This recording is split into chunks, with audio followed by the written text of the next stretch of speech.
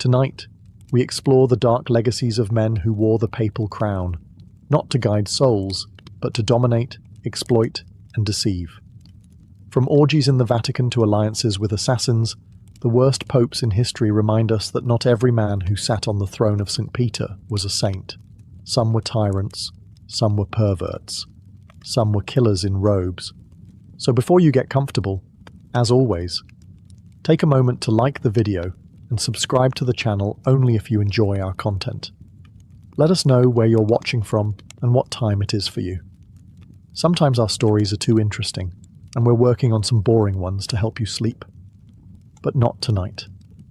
Dim the lights, turn on a fan for some white noise, and let's cover what we have for tonight. Together. Pope John XII, the teen pope of sin. He was just 18 when he became the most powerful religious figure in the Western world, a boy, crowned pope, with no experience, no spiritual depth, and no intention of leading a holy life. John XII, born Octavianus, inherited the papacy in the year 955, thanks to the influence of his powerful father, Alberic II of Spoleto, who essentially installed his own son as pope while on his deathbed. But what followed was not a legacy of sacred devotion. It was a descent into scandal, violence, and unrestrained vice. John XII didn't see the papacy as a divine calling. He treated it as a toy. Roman historians from the time accused him of turning the Lateran Palace, the papal residence, into a brothel. Prostitutes were welcomed in holy chambers. Sacred relics were pawned off to fund his pleasures. And rather than preaching the Gospels, he was said to toast to pagan gods during drunken feasts and gamble with his bishops. And it wasn't just moral collapse. It was political chaos, too. He angered many of his allies, especially the Holy Roman Emperor Otto I. Their alliance crumbled after John XII secretly negotiated with Otto's enemies. In response, Otto marched on Rome and forced a synod to investigate the Pope. The accusations brought forward by bishops were staggering: simony, murder, incest, and invoking demons. He was deposed, but not for long. John XII returned to power with the help of Roman mobs and immediately took revenge. He mutilated his enemies, executed bishops who dared oppose him, and resumed his debauchery. And then, just as suddenly as he appeared, his reign ended. In 964, the young pope died under mysterious and fittingly scandalous circumstances. One account claims he died after being struck by a jealous husband who caught him in bed with his wife. Another simply says he suffered a stroke while committing adultery. Whatever the truth, Pope John XII's short life was one of recklessness, lust, and betrayal. He didn't just stain the papacy, he defiled it. In the long shadow of church history, few names echo with as much disgrace. Pope Benedict IX, the Pope who sold his soul, and the papacy. If John XII was the most depraved teenager to ever become Pope, then Benedict IX was the most bizarre, and arguably the most corrupt. He became Pope not once, not twice, but 3 separate times. Born Theophylactus of Tusculum, Benedict IX first took the papal throne in the year 1032. He was likely no older than 20, placed there by his powerful and aristocratic family. But this was no boy of virtue. Chroniclers called his reign a disgrace, accusing him of rape, adultery, and even black magic. He was known to host wild orgies inside Vatican grounds, and was so hated that even the Roman people, used to political corruption, demanded his removal. But Benedict wasn't interested in reform. He was interested in pleasure. His first papacy ended when he was driven out by a rebellion, but he returned shortly after, then left again, then returned again. In a move that stunned even the most cynical observers of the time, Benedict IX decided to do something that would forever stain the reputation of the Church. He sold the papacy. Yes, literally, for gold. He approached his godfather, the archpriest John Gratian, and offered him the papal seat for a price. Gratian, later known as Pope Gregory VI, accepted, though reportedly to bring peace to Rome. Still, the act was so scandalous that it set off a domino effect, plunging the Church into a legitimacy crisis. And Benedict wasn't done. After selling the title, he changed his mind and tried to reclaim it, twice. The church now had 3 men claiming to be pope at the same time. The situation grew so chaotic that Emperor Henry III had to step in, calling a council to resolve the mess. The result? All 3 were removed. A clean slate. Benedict IX was excommunicated, not once, not twice, but multiple times over the years, depending on which faction held control. He's remembered not just as one of the worst popes, but as one of the most bizarre, greedy, and shameless. The man who treated the throne of St. Peter like a game of musical chairs, a pope for sale, a soul auctioned. And Rome would never forget it. Pope Alexander VI, the House of Borgia's crowned serpent. If there's one name that dominates every conversation about corruption in the Catholic Church, it's Borgia. Rodrigo Borgia, crowned as Pope Alexander VI in 1492, didn't just bring scandal to the papacy, he defined it. From the moment he assumed power, his reign was steeped in nepotism, bribery, and personal ambition. Alexander didn't rise through spiritual merit. He bought his way into the highest office in Christendom. The conclave that elected him was notorious for backroom deals and lavish bribes, and once he was enthroned, he wasted no time securing positions of wealth and power for his family. His papacy wasn't about shepherding souls. It was about expanding the Borgia dynasty. He openly acknowledged multiple children, including Cesare and Lucrezia, figures whose own reputations are soaked in legend, intrigue, and rumour. Cesare, a cardinal-turned-warrior, acted more like a mafia don than a church leader. Lucrezia was accused, perhaps unfairly, of incest, poisonings, and manipulating powerful men. But Alexander himself was no cleaner. He held lavish orgies inside the Vatican. One of the most infamous was the Banquet of Chestnuts, where 24 prostitutes were invited to entertain guests, while the Pope allegedly watched from his throne. Dancers performed naked. Coins were tossed to see who could catch them with anything but their hands. Meanwhile, Alexander sold cardinalships to the highest bidder, regardless of merit. The church became a market, and faith became a currency. Yet, strangely, he was also a skilled administrator. He strengthened the papal states, reformed certain bureaucracies, and even commissioned art. But none of that could wash away the filth that surrounded him. He died in 1503 under suspicious circumstances, some say poisoned by mistake while plotting to kill a rival.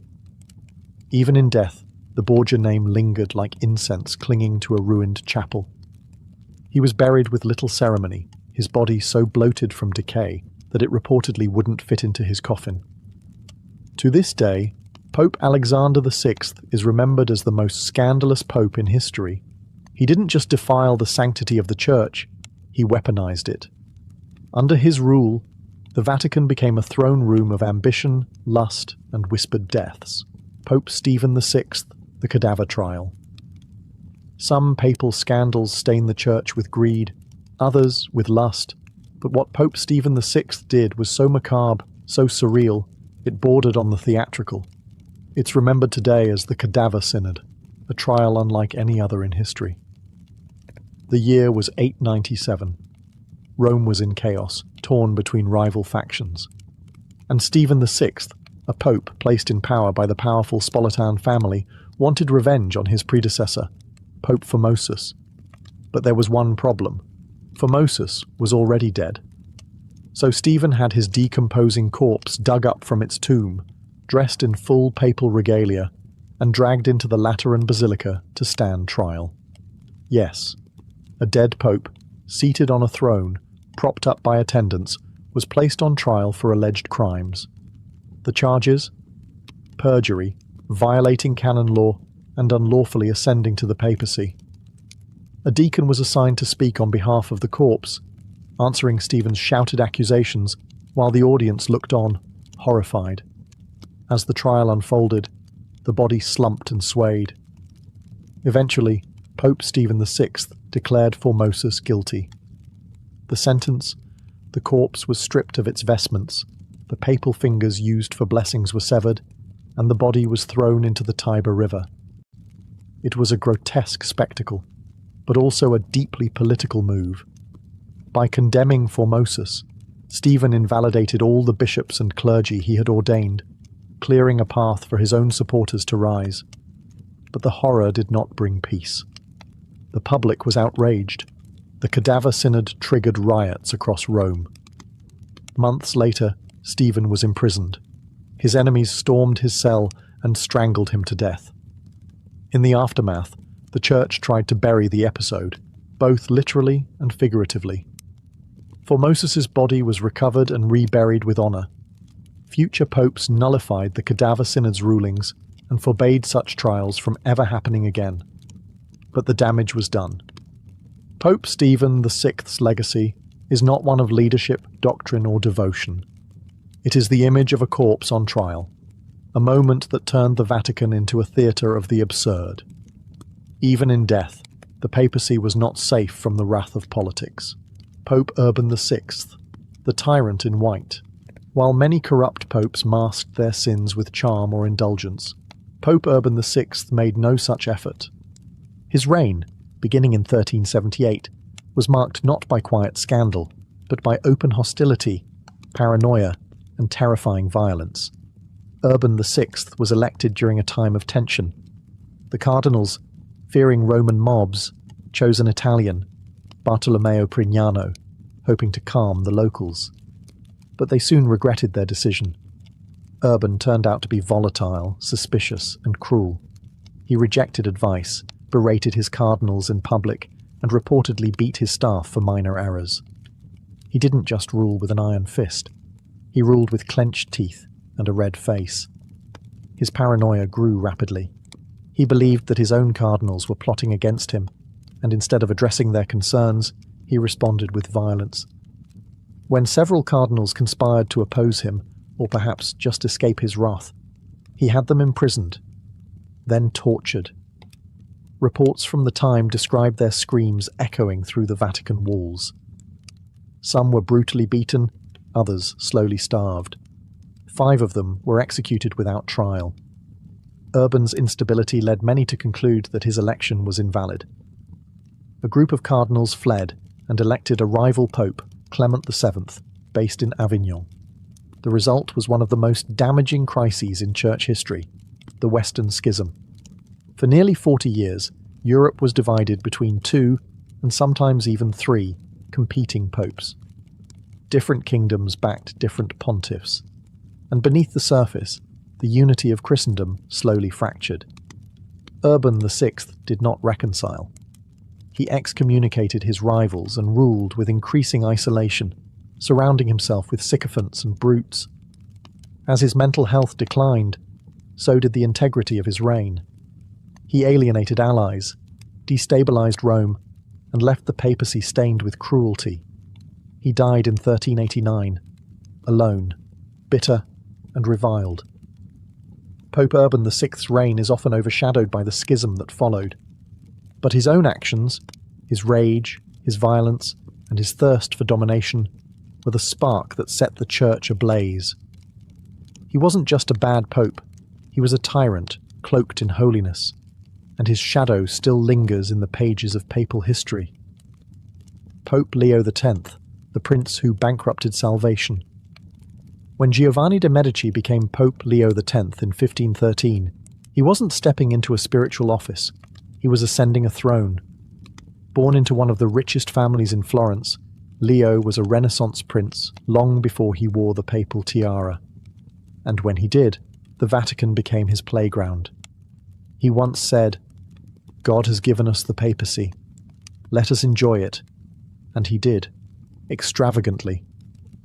Under Pope Leo X, the papal court ballooned into a theatre of luxury. Gold dripped from ceilings, feasts never ended, and artists like Raphael filled the Vatican with beauty.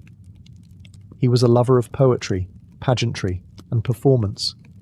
But beneath the surface of high culture lay financial ruin and spiritual disaster. Leo drained church coffers to fund his Renaissance ambitions, and when he ran out of money, he found a new way to raise funds by selling salvation. He authorized the sale of indulgences, certificates that, for a price, promised to reduce punishment for sins. Priests across Europe stood in churchyards proclaiming, "As soon as the coin in the coffer rings, the soul from purgatory springs." It worked. Gold flowed into Rome, but outrage flowed faster. In 1517, a monk in Germany had enough. His name was Martin Luther, and he nailed his 95 Theses to the church door in Wittenberg, a direct protest against indulgences and papal corruption. How did Leo X respond? Not with humility or reform. He laughed it off, called Luther a drunken German who would change his mind when sober. When Luther didn't, Leo excommunicated him. It was a fatal miscalculation. The Reformation exploded. Churches broke away. The unity of Western Christendom shattered forever. To Leo, the church was a stage, and he was the star. But he couldn't see the cracks forming beneath his feet. He died in 1521, heavily in debt, unaware of the full fire he had lit. Pope Leo X is remembered less for the beauty he commissioned, and more for the schism he helped cause, not through heresy or war, but through pride, excess, and the commodification of grace. A prince of the Medici, a performer on a sacred stage, and a pope who lost the soul of Europe. Pope Sergius III, the father of the pornocracy. Long before the age of Borgia decadence or Renaissance indulgence, there was a pope who set a precedent for corruption that would echo through centuries. His name was Sergius III, and his reign in the early 10th century marked the beginning of what historians now call the pornocracy. Yes, the rule of harlots. Sergius III became pope in 904, after a bloody struggle in which his rivals were assassinated. It was an era where the papacy wasn't a divine office. It was a prize in a brutal Roman power game, and Sergius, ambitious and ruthless, was willing to kill for it. But it was his relationship with a noblewoman named Marozia that truly defined his papacy. Marozia belonged to the powerful Theophylact family, which essentially controlled Rome during this period. According to chroniclers, Sergius took her as his mistress while she was still a teenager. Their affair produced a child, who would later ascend the papal throne himself as Pope John XI. Yes, you heard that correctly. A pope fathered another pope. The Roman clergy whispered, the public grumbled, but none dared challenge him. Sergius ruled with an iron hand, restoring the memory of Pope Formosus, the same corpse tried in the infamous Cadaver Synod, only to have him re-condemned, then buried again without honour. It was political vengeance disguised as papal authority. He filled the Curia with his supporters, sold church offices, and presided over what was arguably the most morally bankrupt period in papal history. While the Vatican should have been a beacon of spiritual leadership, it became a den of incestuous alliances and backdoor deals. The holiest office in Christendom had become a family business for Rome's elite. Under Sergius, the foundations of papal dignity cracked. He died in 911, still in power, still feared, but never revered. Pope Sergius III isn't as well known as the Borgias or the Medici popes, but his reign marked the beginning of nearly 60 years where the papacy was controlled by one Roman family, through seduction, manipulation, and bloodline. He was the father of the pornocracy, a pope not just corrupted by power, but entwined in a legacy of lust and hereditary sin. Pope Boniface VIII, the pope who declared himself God on earth. When Pope Boniface VIII rose to power in 1294, he inherited a papacy in crisis. His predecessor had resigned, a rare and humble act. Boniface, however, was the opposite of humble. He saw the papal throne not as a burden of service, but as a throne of domination. He famously declared, "I am Caesar, I am emperor." But it was his bull Unam Sanctum that truly captured the scale of his ego.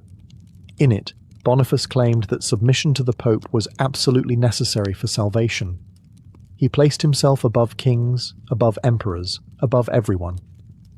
He believed that not only did he rule the Church, but all of Christendom. And he meant it. Boniface tried to exert control over European monarchs, especially Philip IV of France. But Philip wasn't just any king. He was shrewd, ruthless, and deeply resentful of papal overreach. When Boniface issued edicts interfering with French taxation of clergy, Philip responded with accusations: heresy, immorality, and even witchcraft. What followed was unprecedented. In 1303, a group of armed men, led by a French ally, stormed the papal residence in Anagni. They slapped the Pope across the face, a literal blow to papal authority. For 3 days, Boniface was held prisoner, humiliated by the very monarch he had tried to dominate. Though he was eventually freed, the damage was done. Boniface VIII died shortly after, either from illness or, as some say, rage and humiliation. But his downfall didn't stop there. Years later, his body was exhumed by enemies who claimed it reeked of sulphur, a symbolic gesture accusing him of damnation. And when Dante Alighieri wrote the Divine Comedy, he placed Boniface in the 8th circle of hell, the place reserved for corrupt churchmen. Pope Boniface VIII is remembered as the man who pushed papal arrogance to its breaking point. He saw himself as the ultimate ruler, but in trying to become a god among men, he nearly destroyed the respect for the papacy altogether. His story is a cautionary tale. When sacred power is wielded without humility, it becomes tyranny cloaked in divinity. Pope Innocent III, the crusader of blood and fire. Don't be fooled by the name. Pope Innocent III was anything but innocent. Crowned in 1198, he was one of the most powerful popes in history, and one of the most dangerous. Unlike other corrupt pontiffs who indulged in personal pleasures, Innocent pursued power on a global scale. His weapon wasn't gold or women, it was holy war. Under his rule, the papacy became an empire of swords. Innocent III launched the Fourth Crusade, a military campaign supposedly meant to retake the Holy Land. But it never even reached Jerusalem. Instead, in a shocking twist, the Crusaders turned on Constantinople, the Christian capital of the Byzantine Empire. In 1204, they sacked the city, looted churches, raped nuns, and stole relics in the name of God. This wasn't just a military disaster, it was a spiritual betrayal. Innocent claimed he was outraged, but by the time his condemnation reached the Crusaders, they had already declared victory and sent him spoils of war. But perhaps even darker was the Albigensian Crusade, a war he declared not in the Middle East, but within Europe itself. In southern France, the Cathars, a Christian sect labelled heretical, were spreading ideas that threatened the Church's authority. Instead of sending theologians, Innocent sent knights. His message? Kill them all. God will sort them out. In 1209, the city of Béziers was attacked. When soldiers asked how to tell heretics from faithful Catholics, the response was chilling. Kill them all. Over 20,000 people were slaughtered, men, women, and children. Under Innocent III, the Church declared war on its own people. Heresy was punished with extermination, and the seeds of the Inquisition were quietly planted during his reign. He died in 1216, satisfied with his campaigns and reforms. And while he did centralize church power and reshape canon law, his legacy is stained with the blood of those he labelled enemies, even if they wore the cross. Pope Innocent III didn't just rule the church, he weaponized it. And his crusades, launched under banners of purity and salvation, remain among the darkest blots on Christian history. Long ago, where the sands of Iraq now stretch silent and bare, there stood a city unlike any other. Babylon, ancient, proud, and humming with life. It was a city of ziggurats and priests, of kings and scribes, of empires rising beneath stars that watched quietly from above. And at its heart, so the story goes, bloomed a garden that should not have been. The Hanging Gardens of Babylon. A wonder, they called it. A paradise not sprawled across fields but suspended in the air, layered in ascending terraces, each one bursting with colour and life. towering palms, fragrant myrrh, vines that curled and draped like green waterfalls. Water, the very essence of life, flowing through stone channels and trickling down walls, feeding fruit trees that should never have thrived in that dry, blistering heat. To stand before it, they said, was like seeing a mountain made of gardens, a man-made Eden that rose up from the earth and challenged the very laws of nature, a miracle of engineering, a triumph of imagination, one of the 7 wonders of the ancient world. But here is the question that haunts historians, archaeologists, and dreamers alike. Did it really exist? There are no Babylonian tablets that mention it, no inscriptions, no ruins we can point to and say, here it stood. All we have are the accounts of later Greek and Roman writers, like Strabo and Philo of Byzantium, who described the gardens with awe, but from a distance of centuries. Could something so grand, so seemingly impossible, have simply vanished? Or worse, have never been there at all? And yet, the legend endures. Perhaps it's because the story is too beautiful to let go. The idea that in a sun-scorched empire of dust and conquest, a king might build something purely for love, a garden for his homesick queen, who longed for the green hills of her native land.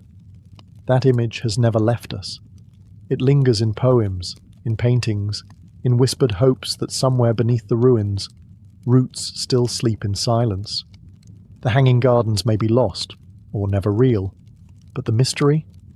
The mystery is very much alive.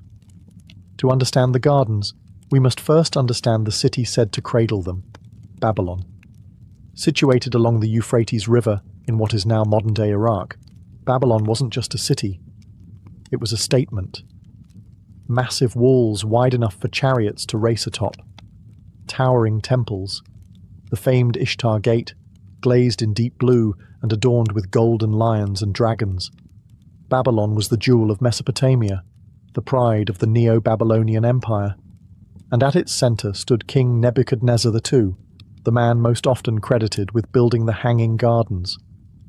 He reigned in the 6th century BCE, a master builder and conqueror, who transformed the city into an architectural marvel. Under his rule, Babylon became a city of unprecedented scale, filled with temples, palaces, and ziggurats that reached skyward like mountains of mud brick and faith.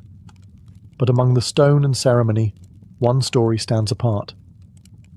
A tale whispered by later Greek historians that Nebuchadnezzar had married a woman from the distant forested land of Media, possibly Queen Amytis, and that she, homesick for the green hills of her childhood, found only flat desert and endless dust in Babylon. So, the king built her a garden. Not just a courtyard or a grove, but a structure so vast and intricate that it seemed to hang in the air, layered like the hills she missed. An offering of greenery in a land of fire, a gift of love wrapped in engineering. This version of the story is deeply romantic, almost too perfect, and yet it persists.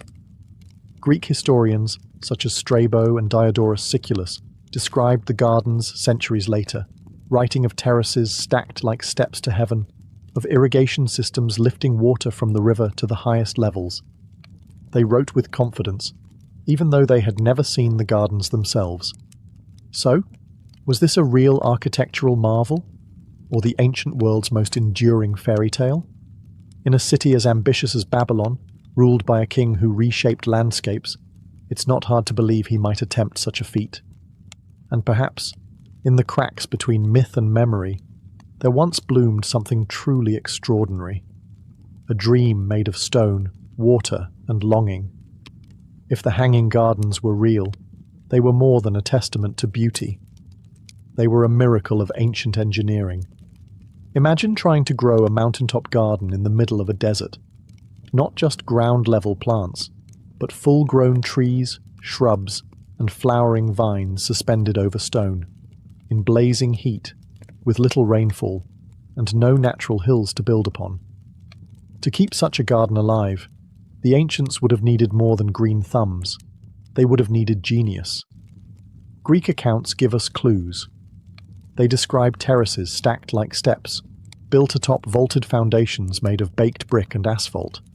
The soil was layered thick, deep enough to root tall trees. But more astonishing than the architecture was the irrigation. How, in an age without modern pumps, could water be lifted from the Euphrates River to the uppermost levels of the garden? The answer may lie in a device known even then, the Archimedean screw, or a similar early water-lifting mechanism. A spiraling tube housed in a cylinder, turned by hand or foot, raising water upward through rotation. If the Babylonians had something like it, and there's reason to believe they did, it could have allowed for a continuous flow, feeding cascading streams that trickled from one level to the next. The system would have had to be maintained constantly. A living machine, not just an ornament. Channels carved through stone, gutters hidden beneath the foliage, workers tending to the pipes as well as the plants, and all of it concealed beneath a blanket of leaves and blossoms, so that to the outsider, the garden appeared to breathe on its own. To the ancients who saw it, or who believed they did, it must have seemed like magic. A floating forest, a hill sculpted from water and will, something no other city could claim. But to today's archaeologists, it raises questions. Could such technology have existed in 6th century BCE Babylon? Or are we underestimating what ancient minds could achieve with enough ambition and a king's love? Perhaps that's what made the Hanging Gardens so wondrous. Not just their beauty, but the quiet message they carried. That even in a desert, the impossible could grow. As magnificent as the Hanging Gardens sound, there's a strange silence at the core of their story. A silence that has puzzled scholars for centuries. While later Greek and Roman writers spoke of them in vivid detail, Babylonian sources, the people who would have built and lived among these gardens, say nothing. There are no surviving tablets, no royal inscriptions, no temple records that describe such a garden. And this is odd, because the Babylonians were meticulous record keepers. They wrote about crops, taxes, gods, even the dimensions of buildings and the names of their architects. Yet nowhere do we find a single Babylonian line that confirms the existence of a massive terraced garden rising above their capital.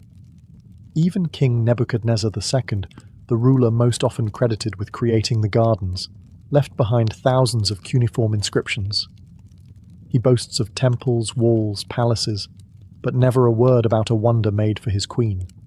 No mention of terraces, no reference to an elevated Eden. And that silence matters.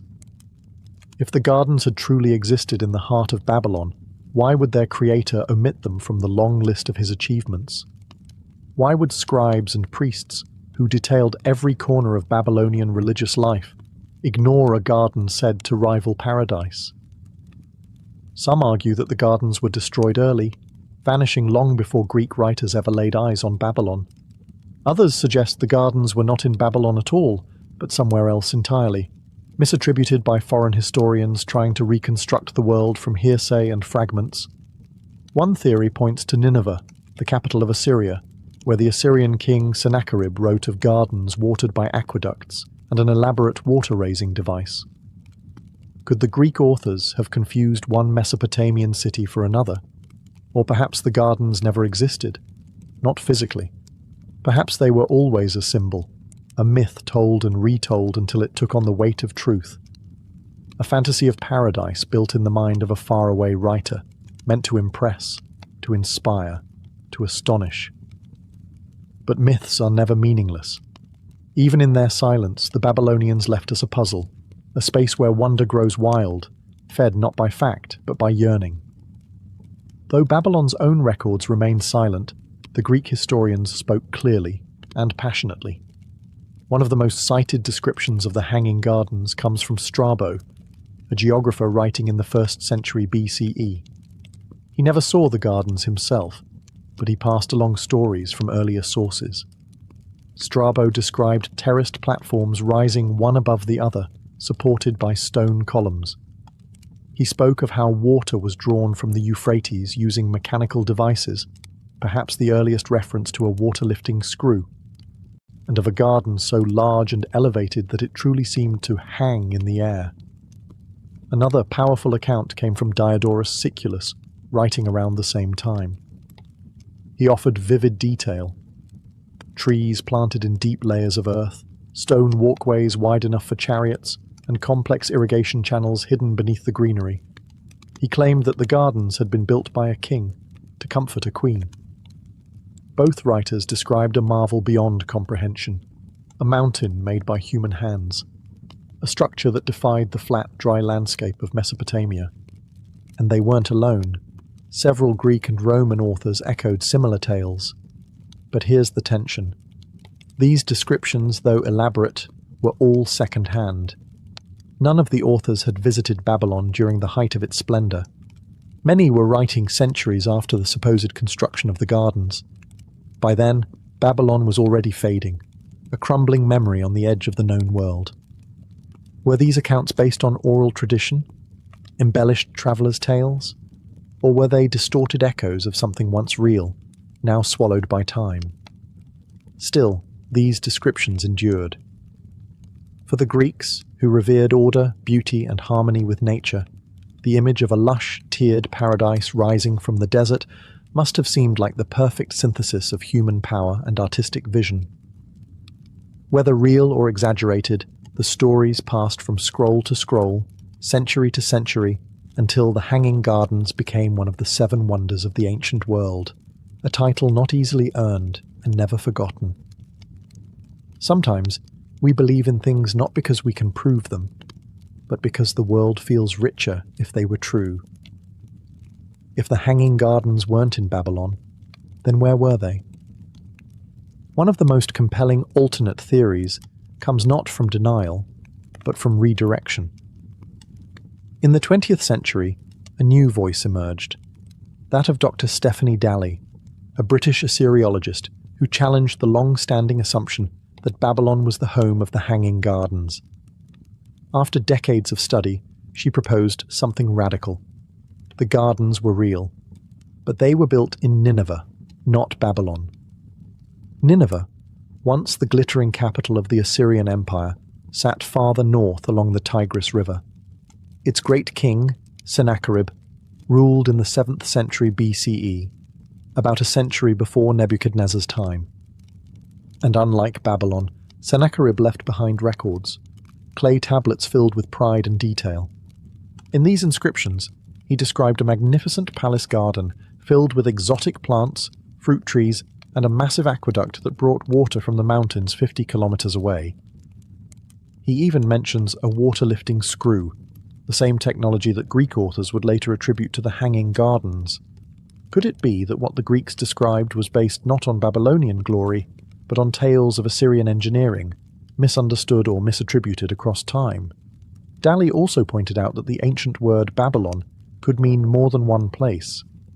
The Assyrians sometimes used it to refer to gateways of the gods, sacred cities, not just the city of Babylon itself.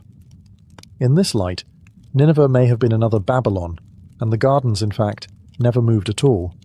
Only the name did. This theory doesn't erase the gardens, it relocates them, and in doing so, it brings clarity to the silence of Babylon and the boldness of Assyrian records. It suggests that the wonder was not imagined, just misunderstood. If true, it would mean the Hanging Gardens did exist, just not in the city we expected. It would make Sennacherib the creator, not Nebuchadnezzar. And it would rewrite one of the world's oldest architectural mysteries. Sometimes legends don't vanish. They simply shift places, hiding in plain sight, waiting for someone to read the ancient lines just a little differently. Beyond the bricks and aqueducts, beyond all the historical debates and archaeological theories, the story of the Hanging Gardens is also a love story, soft, persistent, and human. According to later tradition, King Nebuchadnezzar II did not build the gardens out of pride, nor as a temple, nor as a display of imperial power. He built them for Amytis, his queen, a woman far from home. Amytis was said to be a princess from Media, a land of rolling hills, cool breezes, and forests that whispered with green. When she married into the Babylonian court, she entered a world of heat and dust, endless flatlands, brown brick walls, and a sun that rarely relented. And so, the legend goes, the king saw her sadness, and answered it with a garden. He ordered the creation of a mountain in the middle of the city, not one made of earth and stone alone, but one woven with vines, scattered with blossoms, and breathing with water. He called on architects, engineers, and slaves to raise a monument not of conquest, but of comfort, a piece of her homeland, sculpted in the very heart of his. This is not a confirmed fact. No Babylonian text records her name. No tablets speak her sorrow. But the tale has echoed through time for a reason, because it's easy to imagine, easy to believe, that in the center of one of the world's greatest cities, a king once tried to make a single soul feel less alone. And perhaps that's what gives the Hanging Gardens their enduring power. Not just that they were beautiful, not just that they defied gravity, but that they were born, at least in story, from devotion, not to a god, but to a woman. In that version of the tale, the garden becomes more than architecture. It becomes a quiet rebellion. In a world shaped by war and empire, someone built something not to dominate, but to heal. Stone by stone, leaf by leaf, drop by drop. Even if the gardens never existed, the love that built them still does. If the Hanging Gardens were once real, where did they go? Great wonders often fall not with a crash, but with a whisper, slowly, quietly, over generations. Time doesn't just erase buildings, it buries them in silence. And Babylon, once the jewel of Mesopotamia, was no exception. The city endured centuries of conquest and decay. After the fall of the Neo-Babylonian Empire, it passed into the hands of the Persians, then the Greeks, then the Parthians. Each ruler left a mark, but none maintained the splendor that Nebuchadnezzar had built. Babylon's bricks were torn down to construct new cities. Earthquakes and erosion took their toll. Sand swept in from the desert, burying gardens and gates alike. By the time Alexander the Great arrived in the 4th century BCE, Babylon was a fading echo. He dreamed of restoring it, even making it the capital of his empire. But death claimed him before the dream could take shape. Without a patron, the city was left to rot. No one knows exactly when the gardens vanished. Perhaps they were dismantled. Perhaps they collapsed from neglect. Or perhaps they never stood at all, existing only in the pages of foreign writers who had heard a story too good to question. In the 19th and 20th centuries, archaeologists uncovered the foundations of Babylon's grand ziggurats and palaces. But no trace of the gardens has ever been definitively found. The absence is heavy. It lingers like the space where a great tree once stood, roots gone, but the shape of its shade still remembered. Even if they once towered in reality, the Hanging Gardens have now passed into a different kind of truth, the truth of memory, myth, and longing. We search the ruins not just for brick or pipe, but for proof that such wonder was possible, that humanity, even in its earliest days, dreamed of beauty that reached upward. And maybe that's what makes their disappearance so haunting. Not that they vanished, but that they may have never existed at all. And yet, we still believe. Because the mind, like the desert, is a place where forgotten things can still bloom. The Hanging Gardens of Babylon, real or imagined, occupy a rare space in human history. We have no stones, no carvings, no ruins to stand before, and yet they remain one of the most vivid and beloved wonders of the ancient world. Why? Because some wonders live not in earth and mortar, but in the imagination. The idea of a garden reaching into the sky, blooming above a parched desert, fed by clever machines and crowned with cascading greenery.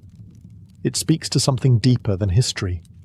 It taps into our longing to create beauty where it should not exist, to tame nature, to build joy from barren stone. Whether raised by Nebuchadnezzar in Babylon or by Sennacherib in Nineveh, or simply dreamed into being by Greek poets and travellers, the gardens remind us of what ancient people were capable of, and what they hoped for. In a world of conquest, someone dreamed of green. In a land of walls and war, someone imagined waterfalls and flowers. And isn't that enough?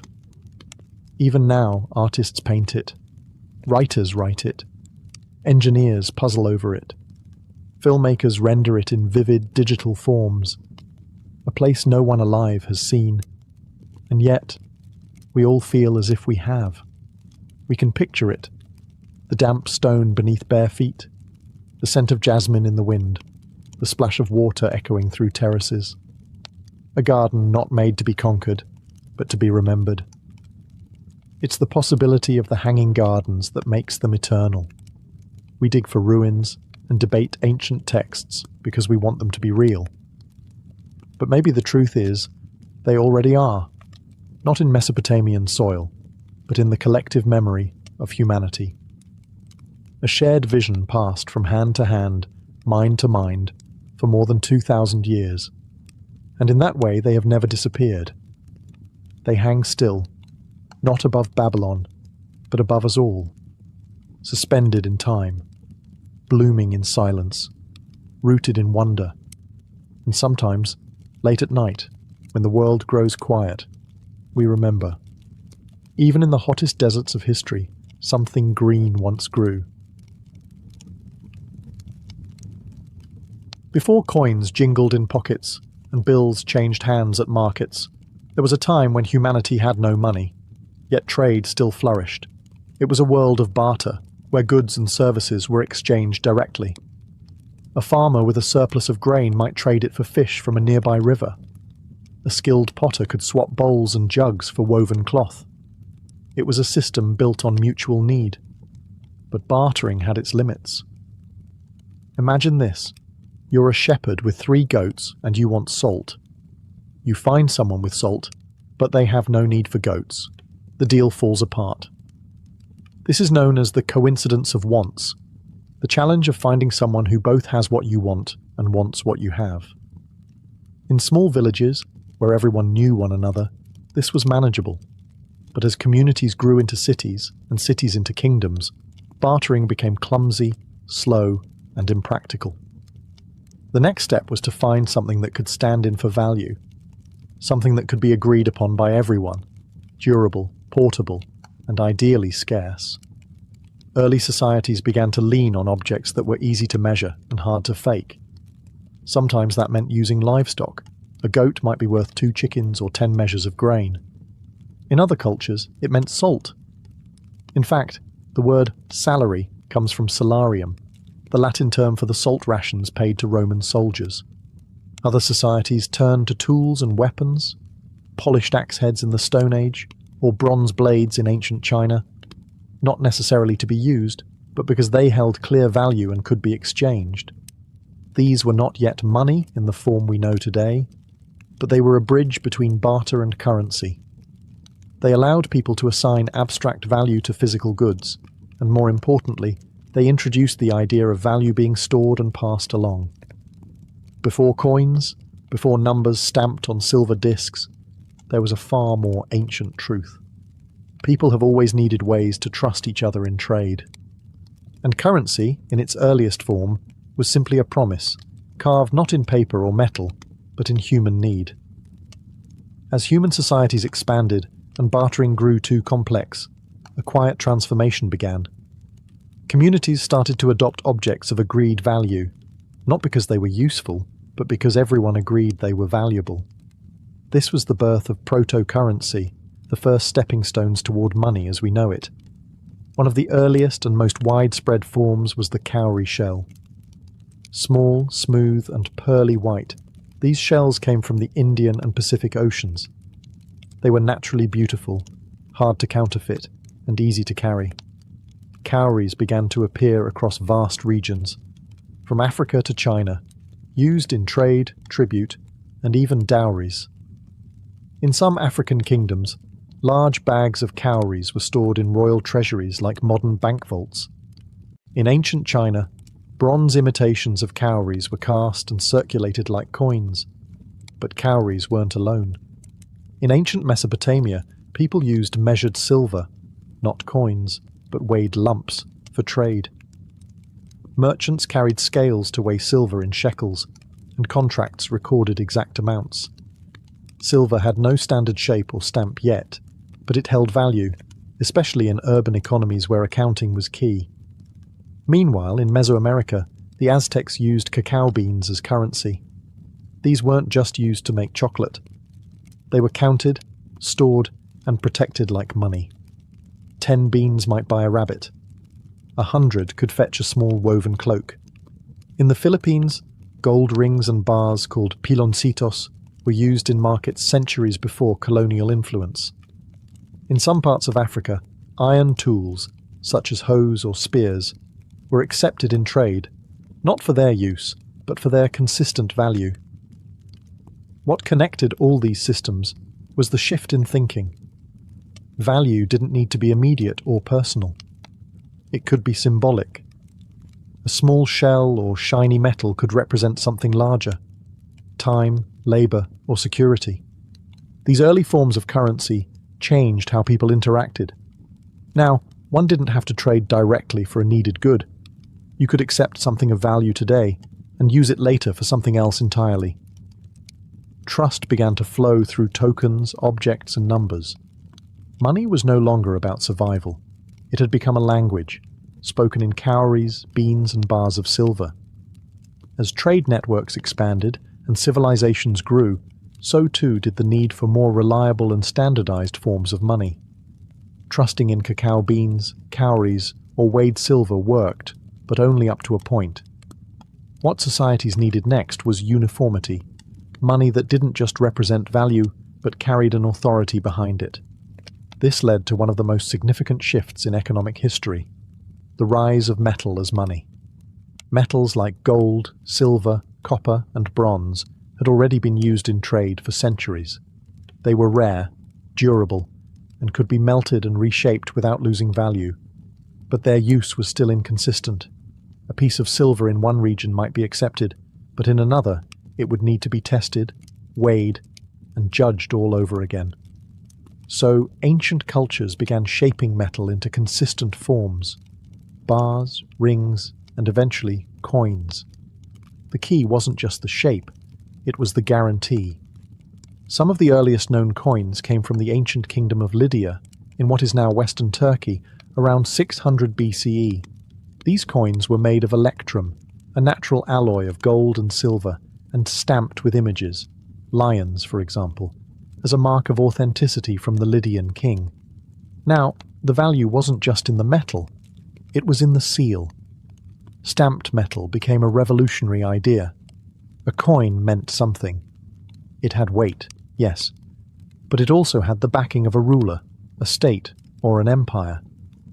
A person could accept a coin not just because it was shiny and heavy, but because they trusted that everyone else would accept it too.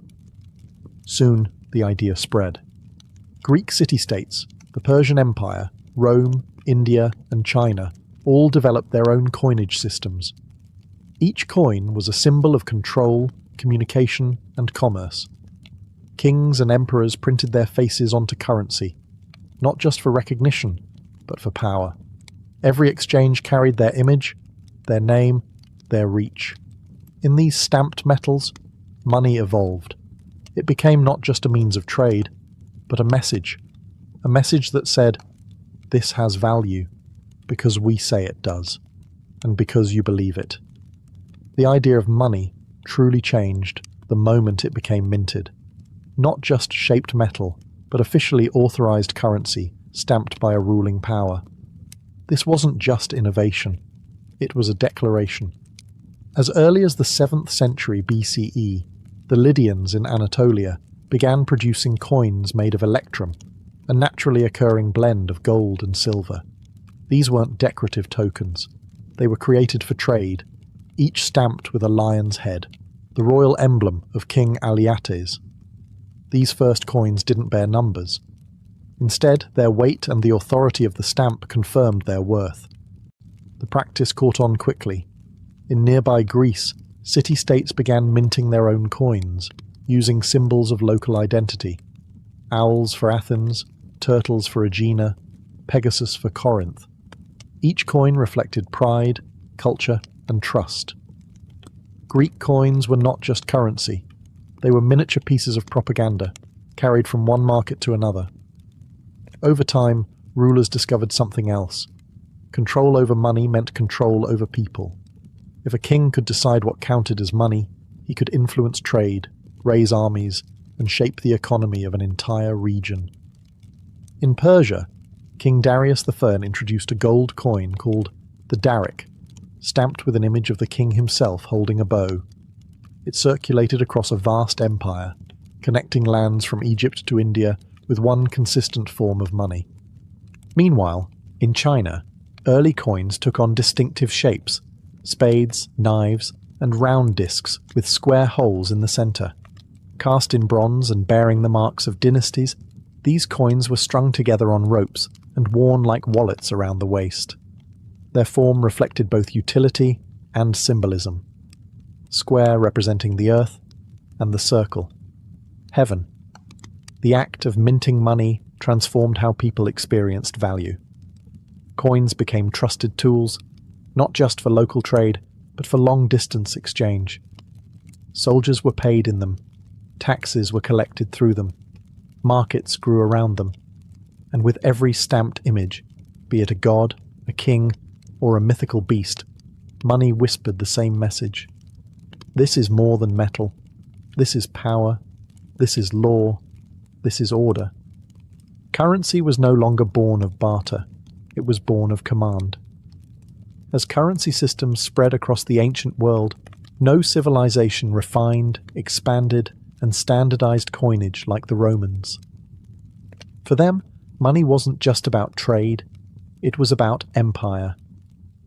By the time of the Roman Republic, coins had become essential to everyday life. The Romans introduced a system based on bronze and silver, later adding gold as the empire grew wealthier. Their earliest coin, the AS Rood, was simply a chunk of bronze, but over time they began producing carefully weighed and stamped coins, each with a specific role in the economy and a story to tell. The denarius, minted in silver, became one of the most famous Roman coins.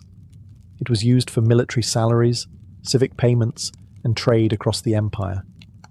On one side, a Roman symbol, a god, a figure of victory, or a scene of conquest.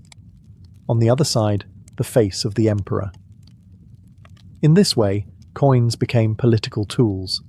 Every transaction was also a moment of propaganda. The emperor's image placed directly into the hands of his people. It reminded them who ruled, even when they were simply buying bread or paying a tax. But Roman currency wasn't just powerful, it was complex. The empire used different metals, values, and mints scattered across regions. As Rome expanded, it absorbed the monetary systems of other cultures, reissuing local currencies under Roman authority. This brought consistency and order to trade from Britain to Judea. However, even empires can struggle with money. As the Roman economy faced military pressure and internal corruption, the state began debasing its currency, mixing less precious metal into silver and gold coins. Over time, the denarius lost its shine and its value. Inflation soared, trust in money declined. Still, the system endured for centuries. Roman coins travelled farther than Roman legions, showing up as far away as India and Scandinavia. They weren't just instruments of commerce, but symbols of Roman influence, carried in pockets, buried in hoards, lost in riverbeds. And when the empire fell, the coins remained, artifacts of a civilization that understood one simple truth. If you can control the coin, you can shape the world it flows through. While Rome was forging its empire through minted silver and bronze, the ancient civilizations of Asia were building their own rich histories of currency, often just as innovative, and in some ways, far more enduring. In China, the evolution of money took a unique path. Early forms weren't round.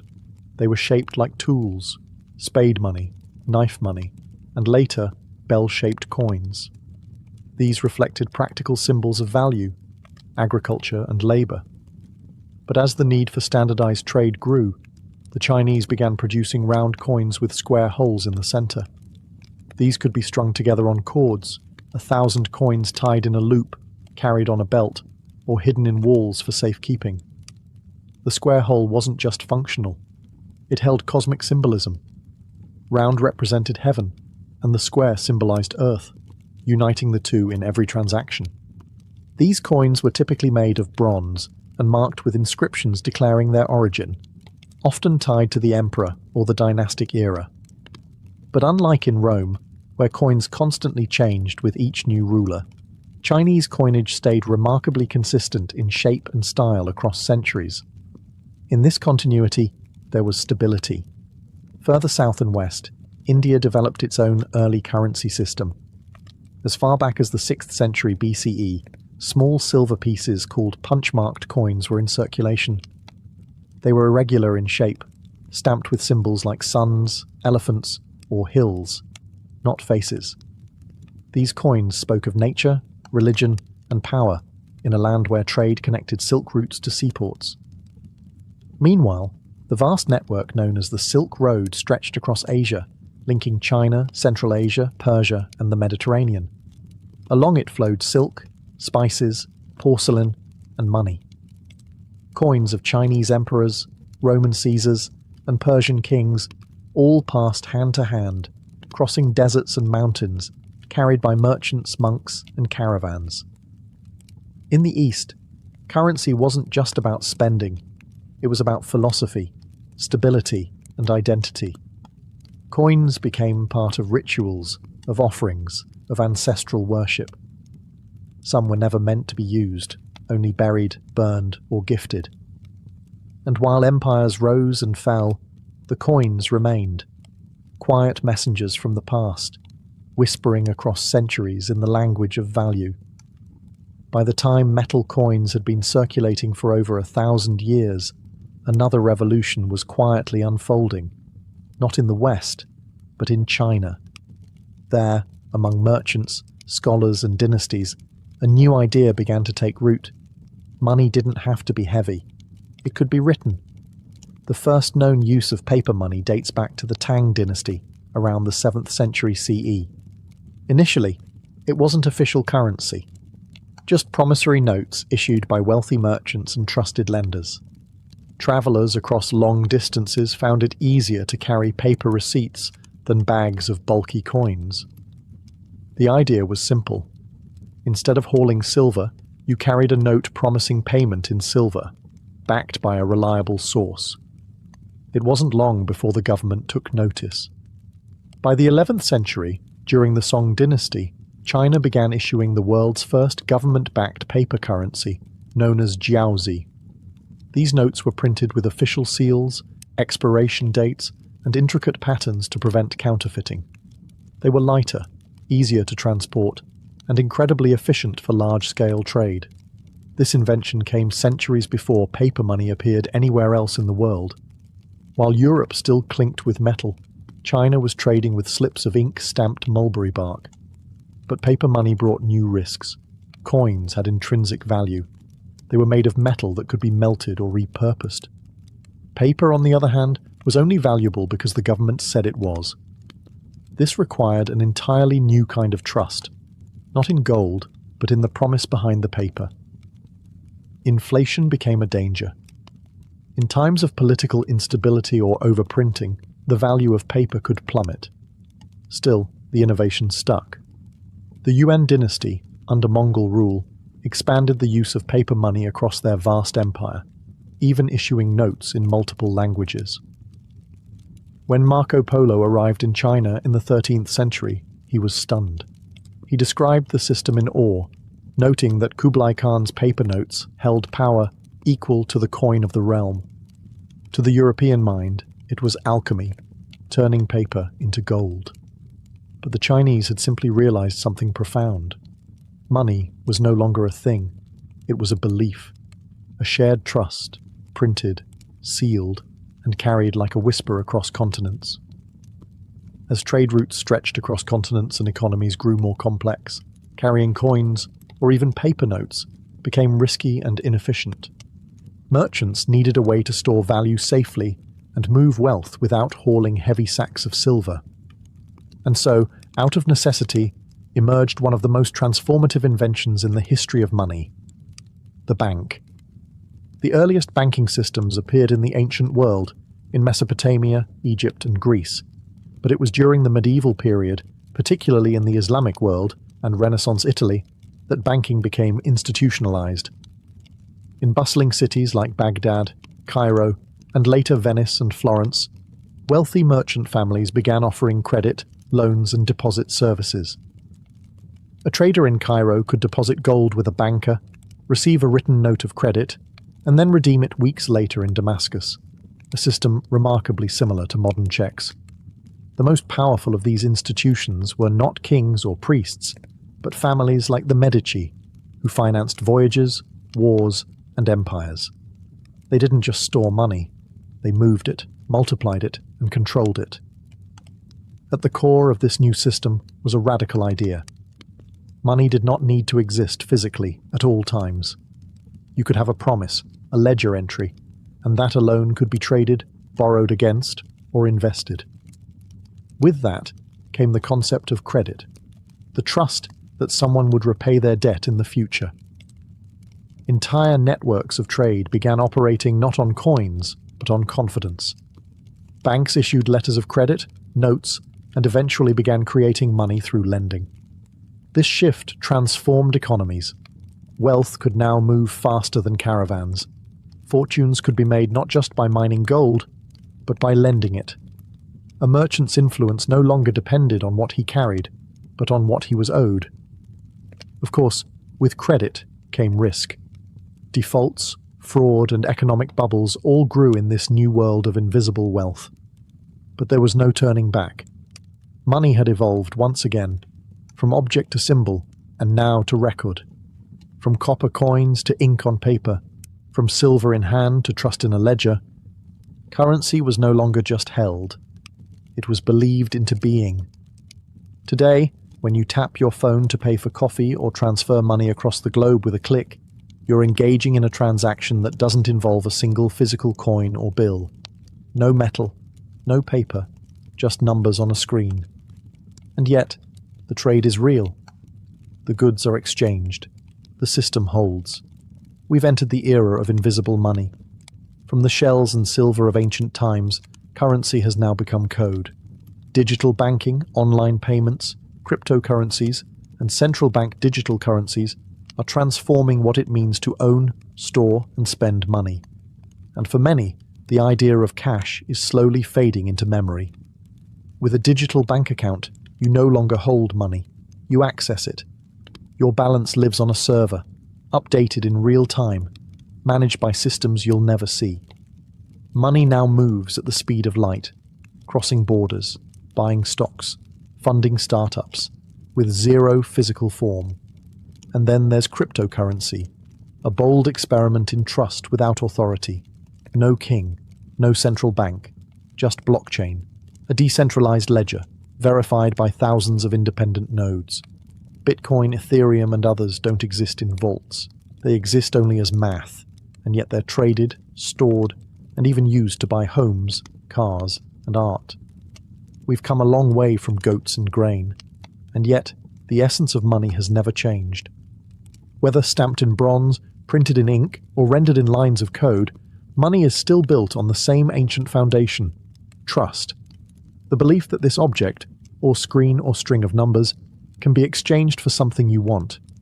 It's a social contract, whispered across time, from barter to blockchain. The future of money may be cashless, contactless, and entirely digital, but its roots stretch backward, into clay tablets, silver scales, and gardens of cowrie shells. And no matter how modern it becomes, money will always be a story, told not just in numbers, but in the ancient human need to trade, to trust, and to believe in value where none exists. In the golden haze of Greek legend, no figure shines brighter or casts a longer shadow than Helen of Troy. She was said to be the daughter of Zeus and Leda, born not of a woman, but from an egg. Her beauty, poets claimed, was unmatched, so powerful, so divine, that men went to war over her. Entire kingdoms bled for her name. Helen was queen of Sparta, married to King Menelaus, when Paris, a young Trojan prince, arrived. Some say he stole her, others say she followed willingly. Either way, when the sails of his ship disappeared over the horizon, the ancient world tilted into chaos. Menelaus, humiliated and furious, called upon the oath all of Helen's former suitors had sworn, the vow to protect her marriage, no matter who won her hand. And so, under the banner of honour and vengeance, Greece united. Kings gathered their ships, among them Agamemnon, the ambitious High King of Mycenae, Odysseus, the clever strategist of Ithaca, and Achilles, the half-divine warrior whose name would become legend. They sailed for Troy, a city said to be wealthy, fortified, and proud. 10 years they fought beneath its towering walls. Battles raged, heroes died, and gods took sides. Zeus and Hera, Apollo and Athena, all turned the war into a divine spectacle. The death of Patroclus, the rage of Achilles, the slaying of Hector, and finally, the trick of the wooden horse. That is the myth, a sweeping epic of passion, pride, and betrayal. But what of reality? For centuries, historians believed it was fiction, a beautiful lie told by poets like Homer, who wrote the Iliad centuries after the war supposedly occurred. Yet buried beneath the legend is something stubborn, something real. The city of Troy was not a fantasy. It existed. And in the late 19th century, a German archaeologist named Heinrich Schliemann claimed to have found it, layers of ruins buried beneath a hill in modern-day Turkey. So now the question is no longer, did Troy exist? It's, did a war happen there? And was there ever really a Helen, a Paris, an Achilles? To find the truth, we must peel back the poetry and dig into the dust of the Bronze Age. Centuries after the supposed fall of Troy, a blind poet named Homer shaped the war into legend. His epic, the Iliad, composed around the 8th century BCE, became the cornerstone of Greek identity, a story of gods, rage, and doomed heroes. But Homer wasn't writing history. He was preserving memory, shaped, stretched, and sung by generations of storytellers before him. The Iliad doesn't begin with the abduction of Helen. It begins with Achilles' anger, months into the war. Gods walk the battlefield. Heroes duel in single combat. The Greeks are not simply warriors. They are almost mythic beings, larger than life, yet achingly human in their pride, grief, and glory. Homer never claims to have seen these events. He lived nearly 500 years after the war would have taken place. Yet his knowledge of Bronze Age weapons, armour, and customs is striking, far too accurate to be coincidence. Scholars believe Homer may have drawn from oral traditions passed down over centuries, preserving echoes of real conflicts in poetic form. But it's not just the Iliad. Homer's Odyssey follows the aftermath, the long journey home. Other works, now lost or fragmented, told of Achilles' death, the fall of Troy, the Trojan horse, and the sack of the city. Together, these tales formed what was known as the epic cycle.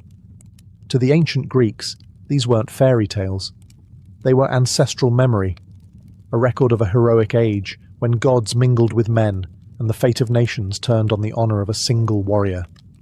The Trojan War became a cultural anchor. Every city-state wanted a piece of it. Kings claimed descent from its heroes. Poets retold the story again and again. But was Homer describing history? Or had centuries of storytelling transformed a local skirmish into a cosmic tragedy? That's the mystery. And it leads us to a quiet hill in modern-day Turkey, where stone, ash, and buried walls may still hold a sliver of the truth. Because sometimes, the line between myth and memory is as thin as a poet's breath.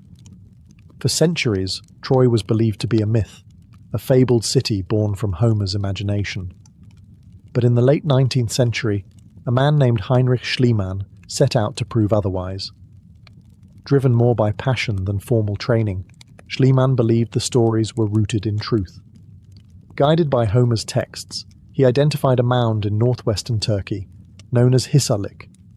To the casual eye, it was just a hill. But beneath its surface, layer by layer, lay the buried remains of ancient cities. Not just one Troy, but several. Schliemann began to excavate with urgency, and at times, recklessness.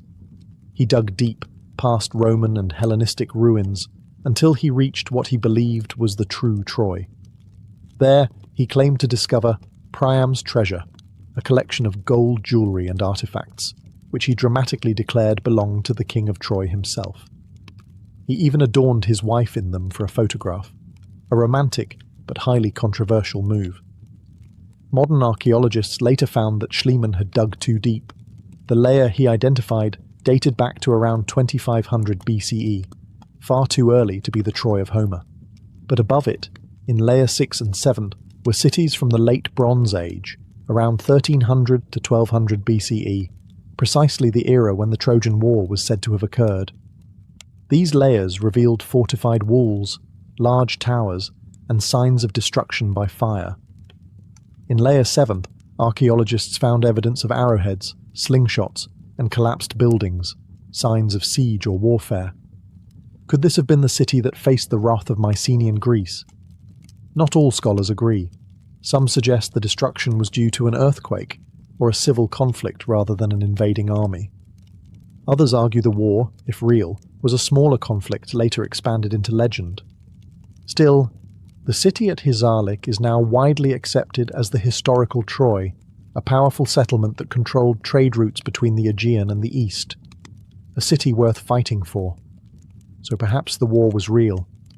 Perhaps not as Homer told it, but real enough to inspire 3,000 years of story. And that in itself is a kind of truth.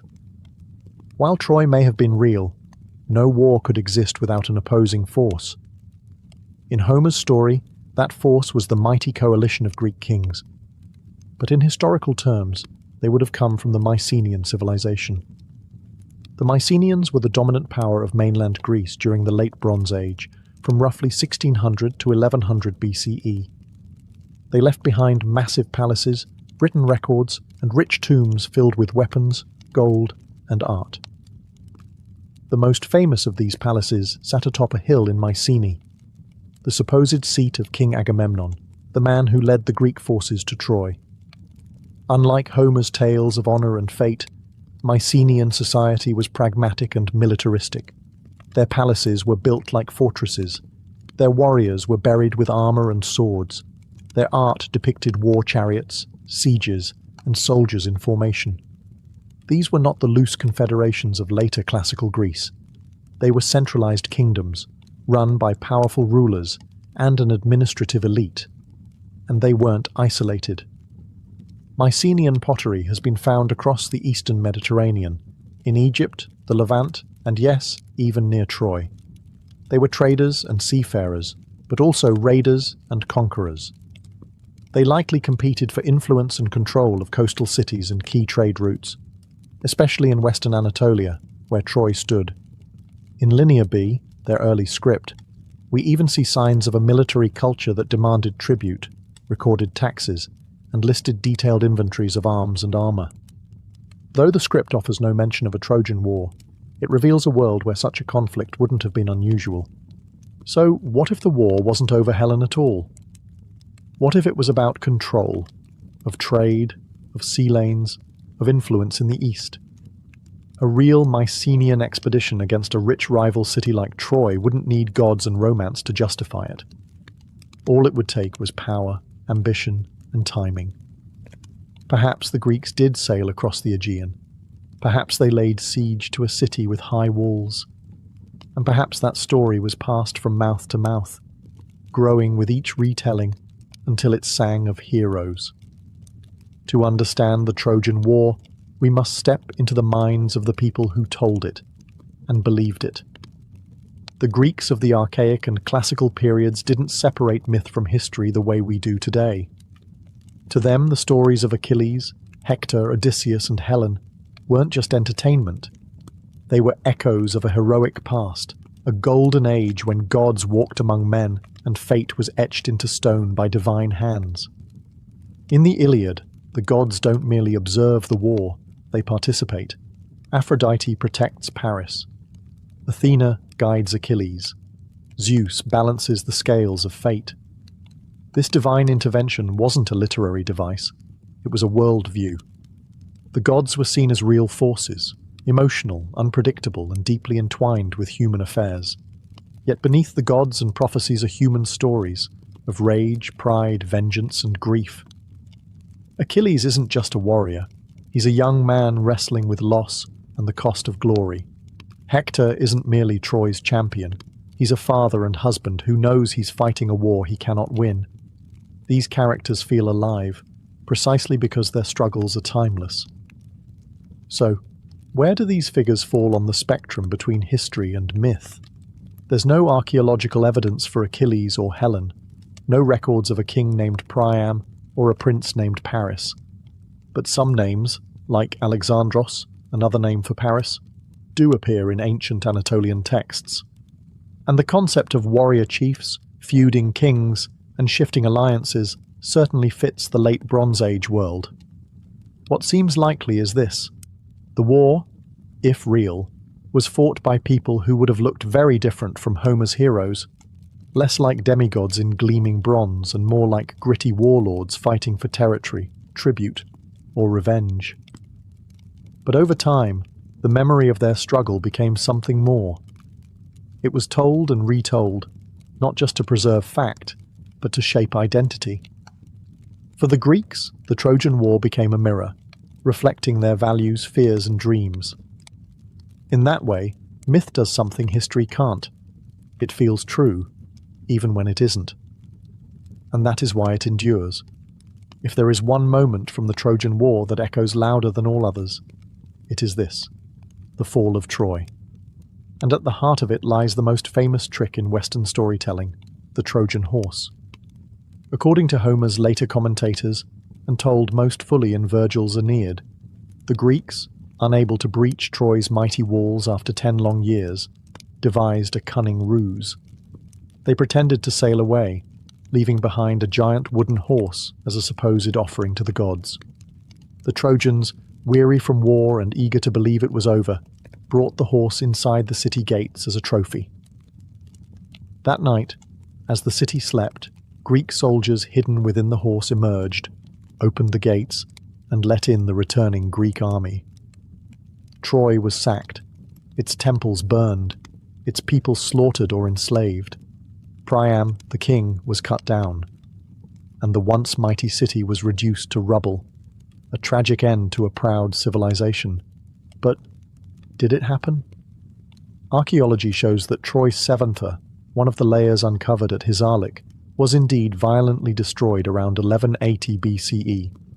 Charred remains, broken walls, and a sudden end to habitation all suggest catastrophe.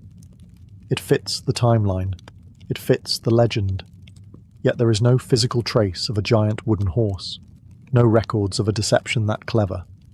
It may have been a poetic invention, a metaphor for betrayal, or a dramatic flourish added by later poets to give the story its unforgettable climax.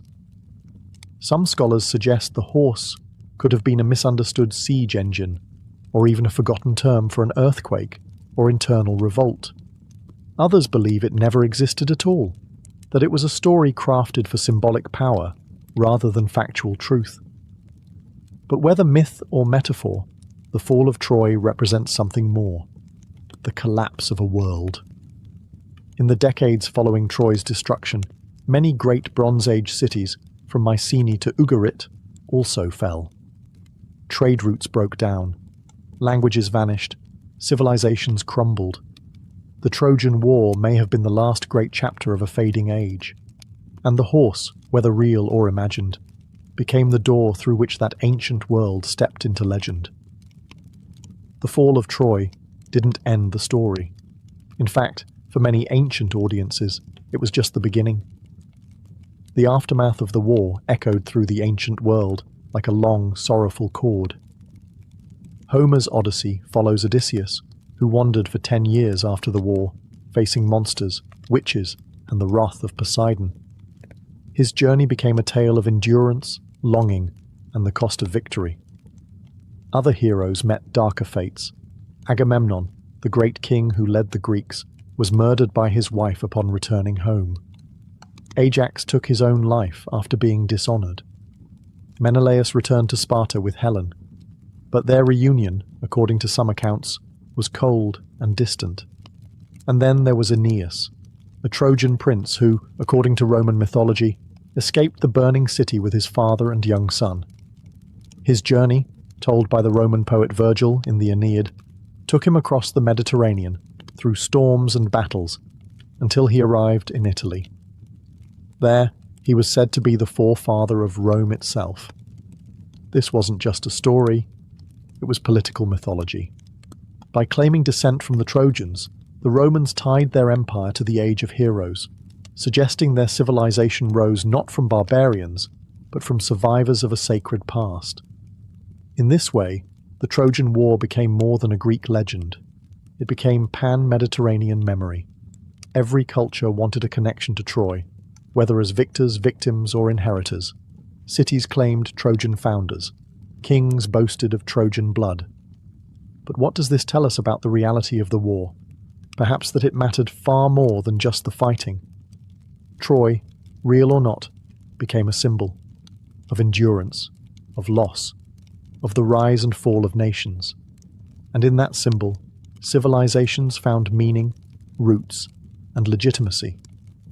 For the ancient world, Troy wasn't just a city, it was a turning point, a mythic fracture between what was and what would be. And from its ashes rose stories of survival, sorrow, and new beginnings. As centuries passed, the story of the Trojan War was no longer just a tale told by bards. It became a tool.